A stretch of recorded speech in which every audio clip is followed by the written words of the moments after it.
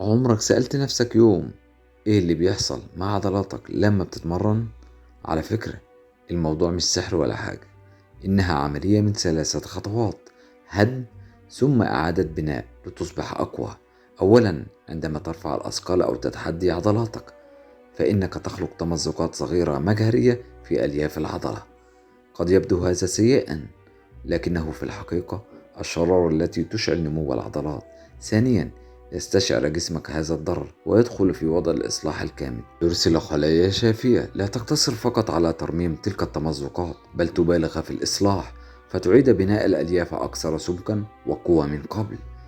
وهذا هو السر: الجسم يتكيف ليكون جاهزا للتحدي التالي. لكن هنا الجزء الذي ينساه معظم الناس: عملية الإصلاح هذه لا يمكن أن تحدث من دون الوقود الصحيح. تحتاج إلى البروتين ليزود جسمك بلبنات البناء الفعلية للعضلات الجديدة، ومعظم عملية إعادة البناء هذه تحدث أثناء النوم. لذا إذا لم تنم بما فيه الكفاية فإنك حرفيا تحرم نفسك من اكتساب العضلات. إذن المعادلة المثالية لبناء العضلات هي: تحدى عضلاتك، غذي جسمك، وخذ قسطا من الراحة.